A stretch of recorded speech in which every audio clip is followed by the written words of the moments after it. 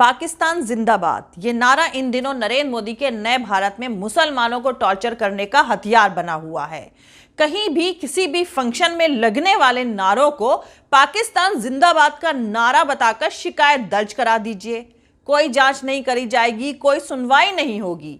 सीधे सीधे 10-20 मुसलमानों को मुल्क के साथ गद्दारी और देशद्रोह के मामले में मुकदमा दर्ज करके यूं ही जेल में ढकेल दिया जाएगा। ताजा मामला है बीजेपी की हुकूमत वाले मध्य प्रदेश के उज्जैन शहर का, जहां कुछ लोग ताजिए की जियारत के लिए गए तो उनके स्वागत में जिंदाबाद जिंदाबाद काजी साहब जिंदाबाद के नारे लगे। लेकिन खुद को देशभक्त कहने वाले डुप्लीकेट और पेड देशभक्तों ने इन नारों को जिंदाबाद जिंदाबाद पाकिस्तान जिंदाबाद बताकर 25 बेगुनाह मुसलमानों पर देशद्रोह का मुकदमा दर्ज करवा के जेल भिजवा दिया है। दरअसल एजेंडा है कि लोगों को तालिबान और पाकिस्तान में उलझाए रखा जाए। यह बेहद फायदेमंद टॉपिक भी है। इससे महंगाई, बेरोजगारी, बढ़ते क्राइम, कोरोना से मरते लोगों पर कोई बात नहीं करेगा। लोगों के बीच मजहब पर बहस होती रहेगी, एक दूसरे को कोसते रहेंगे, सोशल मीडिया पर झगड़ते रहेंगे और नेताओं का काम बनता रहेगा। सब प्लान के हिसाब से परफेक्ट चल रहा है।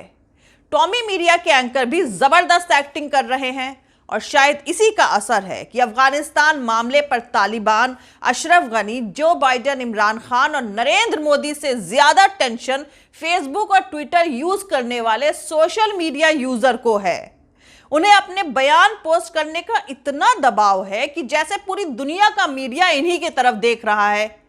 किसी भी मुसीबत का सामना सरकार को करना है, लेकिन फिलहाल मोदी सरकार चुप है, पर फेसबुक या और ट्विटर यूजर बेहद परेशान हैं कि उनकी सनक के मुताबिक कोई बोल क्यों नहीं रहा है।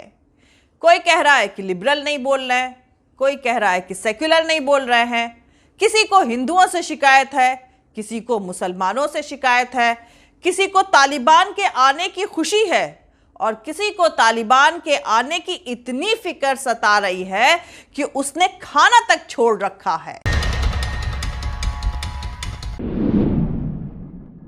खैर, असम पुलिस ने सैटरडे को बताया कि सोशल मीडिया पर अफगानिस्तान पर तालिबान के कब्जे का सपोर्ट करने पर तकरीबन 14 लोगों को गिरफ्तार किया गया है।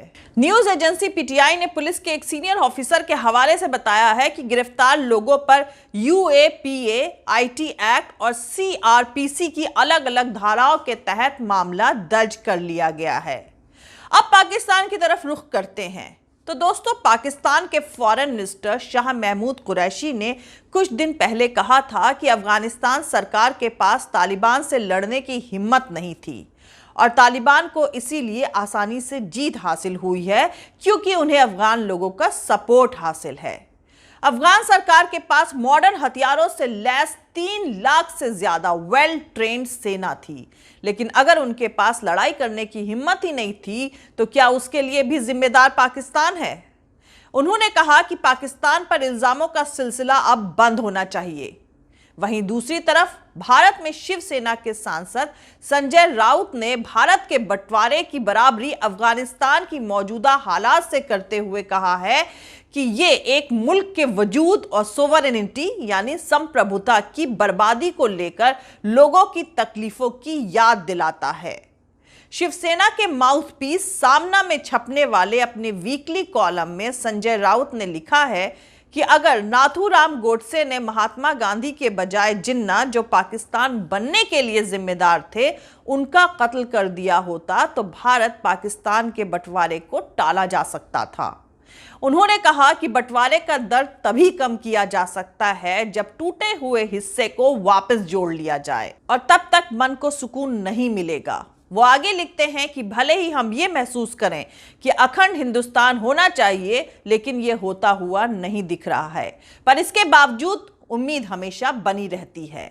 अगर प्रधानमंत्री नरेंद्र मोदी एक अखंड हिंदुस्तान चाहते हैं तो उनका स्वागत है, लेकिन उन्हें इस बारे में भी सोचना चाहिए कि पाकिस्तान के 11 करोड़ मुसलमानों के बारे में उनकी क्या प्लानिंग है।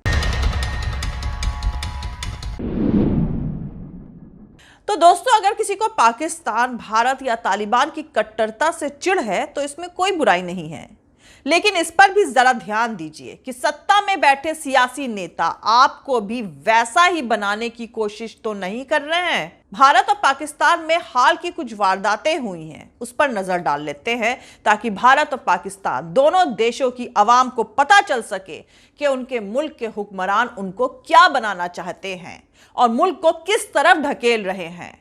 हाल ही में जब दिल्ली में मुसलमानों को काटने और मारने का नारा लगाया गया था और कानपुर में एक मुसलमान छोटी बच्ची और उसके पिता को टॉर्चर किया गया था, उसी दौरान पाकिस्तान में भी एक मामले ने तूल पकड़ा था। पाकिस्तान में एक 8 साल के हिंदू बच्चे ने गलती से किसी मजार के पास पेशाब कर दिया। उसके खिलाफ ब्लास्फेमी यानी ईश निंदा का केस दर्ज कराया गया। पुलिस ने बच्चे को पकड़कर जेल में डाल दिया। कोर्ट ने 2 दिन बाद उस बच्चे को छोड़ दिया। कई लोग ये मान रहे थे कि छोटा बच्चा है, गलती हो गई होगी, ऐसा उसने जानबूझकर नहीं किया होगा, लेकिन कोर्ट के इस फैसले के खिलाफ भीड़ जमा हो गई। इन लोगों ने रहीम यार खान इलाके के एक मंदिर में घुसकर तोड़फोड़ और आगजनी करी। मूर्तियों को काफी नुकसान पहुंचाया गया। फिर यह मामला काफी सुर्खियों में आ गया। इंटरनेशनली पाकिस्तान की फजीहत शुरू हो गई। इस पर फौरन एक्टिव हुई पाकिस्तान की पुलिस ने तकरीबन 90 लोगों को गिरफ्तार किया। पाकिस्तान के होम मिनिस्टर ने कहा कि हिंदू मंदिर को नापाक करने की घटना बेहद शर्मनाक, निंदनीय और दुखद है। इस तरह के इंसिडेंट इस्लाम और पाकिस्तान को पूरी दुनिया में बदनाम करते हैं। दूसरे मजहब की पाक जगह को नापाक करना पूरी तरह से इस्लाम की टीचिंग के खिलाफ है। मजहबी नफरत फैलाने और माइनॉरिटीज के खिलाफ वायलेंस भड़काने वालों के खिलाफ सख्त कार्रवाई करी जाएगी। हम पाकिस्तान के सभी मजहब की माइनॉरिटीज की हिफाजत एश्योर्ड यानी सुनिश्चित करेंगे। पाकिस्तान की संसद में यह मामला उठाया गया तो कॉमन कंसेंट यानी सर्वसम्मति के साथ इसके खिलाफ प्रपोजल पास किया गया और तोड़े गए मंदिर की फौरन मरम्मत कराई गई। पाकिस्तान हिंदू काउंसिल के मेंबर्स ने जाकर फिर से मंदिर का इनॉग्रेशन किया और फिर से वहां पूजा शुरू हो गई। हालांकि बच्चे के ऊपर दर्ज केस अभी वापस नहीं लिया गया है, लेकिन हिंदुओं को भरोसा है कि वो नादान है। केस चीफ मजिस्ट्रेट के पास है और उसे माफ कर दिया जाएगा।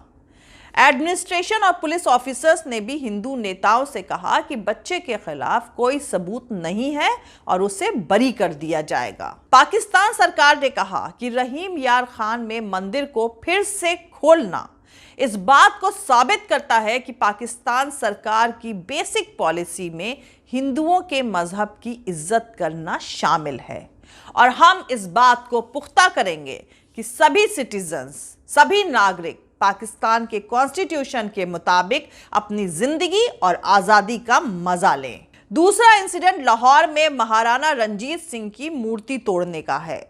यह मूर्ति एक कट्टरपंथी ऑर्गेनाइजेशन के किसी एक सनकी शख्स ने तोड़ दी।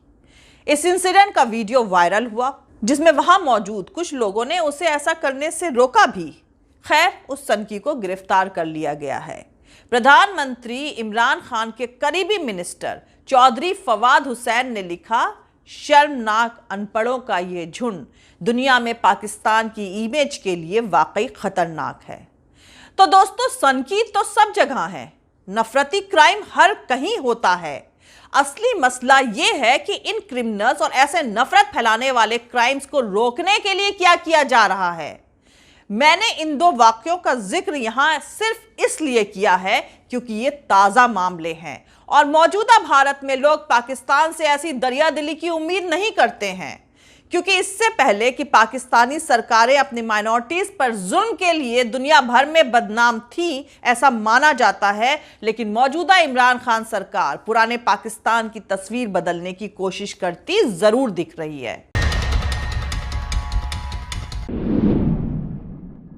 दूसरी तरफ सेक्युलर भारत की डाइवर्सिटी यानी विविधता पर दुनिया भर में सैकड़ों किताबें लिखी गई हैं। भारत की पहचान दुनिया के इकलौते ऐसे मुल्क की है जहां सभी मजहब, 3000 जातियां, 1500 लैंग्वेजेस है और फिर भी हम सब साथ रहते हैं। आज़ादी मिली तो अंग्रेजी स्कॉलर कहते थे कि इतनी डाइवर्सिटी है कि ये इंडियंस एक साथ नहीं रह सकते, भारत जल्दी टूट जाएगा। लेकिन भारत के सभी लोगों ने मिलकर उस अंग्रेजी स्कॉलर को गलत साबित किया है।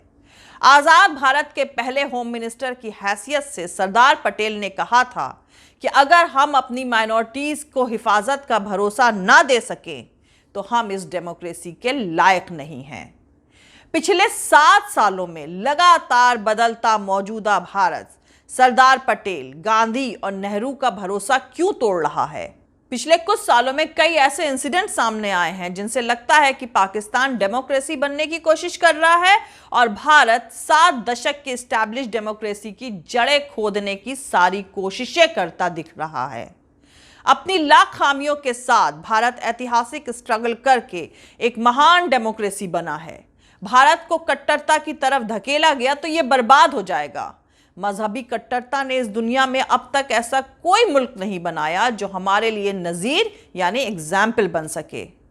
सोचिए, क्या कानपुर की उस छोटी बच्ची को वही उदार डेमोक्रेसी मिली है जिसका हम 70 सालों से मजा ले रहे हैं? क्या जंतर मंतर पर हुई जहरीली नारेबाजी पर कानून ने सही काम किया है? क्या मोदी सरकार के किसी बड़े नेता ने कभी किसी घटना के बाद यह भरोसा दिलाया है कि हम मुसलमानों को पूरी तरह सिक्योरिटी देंगे? क्या लिंच मॉब को माला पहनाने वाले मिनिस्टर को सजा मिली? क्या लिंचिंग में मारे गए सैकड़ों लोगों को इस मजबूत डेमोक्रेसी ने इंसाफ दिलाया है? कौन है जो भारत के महान लोकतंत्र की लिंचिंग करके लिंच मॉब को माला पहना रहा है? एक पार्टी का नेता ऐसा करने की हिम्मत कहां से लाता है? ऐसा क्यों है कि अपनी जेनरोसिटी और यूनिटी इन डाइवर्सिटी यानी विविधता में एकता के ग्रेट फॉर्मूला से भारत के लोगों का भरोसा अब हिलने लगा है? कौन है जो भारत को फिरका परस्ती और कट्टरता की तरफ ढकेल रहा है? जी हां, ये वही लोग हैं जो एहसान जताते हुए आपसे कहते हैं कि भारत में तो बोलने की आजादी है, इसलिए तुम लोग सरकार के खिलाफ बोल रहे हो। जी, हमें पता है आपके पुरखे यानी एंसेस्टर जिनके लिए मुखबिरी करते थे, उन्हीं से लड़कर ये आजादी हमने हासिल करी है। आपका बस चलता तो ये भी नहीं मिलती। हालांकि इस ग्रेट डेमोक्रेसी में कुछ खामियां हैं, इसीलिए कॉन्स्टिट्यूशन में सुधार की गुंजाइश दी गई है। इसलिए बोलने की आजादी दी गई है कि हम सब 135 करोड़ लोग इसकी खामियों को ठीक कर सकें। खामियों को भी ठीक किया जाएगा। आगे ठीक किया जाएगा कि भारत में एक आजाद मीडिया हो जिसे सत्ता में आने के बाद कॉरपोरेट की कठपुतलियां खरीद न सकें। यह भी ठीक किया जाएगा कि किसी के साथ मजहब के नाम पर नाइंसाफी ना हो, कोई किसी की लिंचिंग ना कर सके, कोई हत्यारों को मालाएं ना पहना सके। यह भी ठीक किया जाएगा कि कोई संविधान और संसद को ताक पर रखकर तानाशाही ना कर सके। यह भी ठीक किया जाएगा कि फर्जी मजहबी ठेकेदारों की दुकानें बंद करी जा सकें। अभी इस डेमोक्रेसी को और खूबसूरत बनना है। हमें यकीन है कि इसमें भी अंग्रेजों के लिए मुखबिरी करने वालों की कोई हिस्सेदारी नहीं होगी। जय हिंद, सत्यमेव जयते, अल्लाह हाफिज। दोस्तों, हमारा पूरा वीडियो और दूसरे और वीडियोस देखने के लिए हमारा YouTube channel political Tamasha with doctor Arshi को सब्सक्राइब करके वहां पे लगी बेल आइकॉन को जरूर दबा दें ताकि आपको हमारे आने वाले हर वीडियो की अपडेट्स मिलती रहे।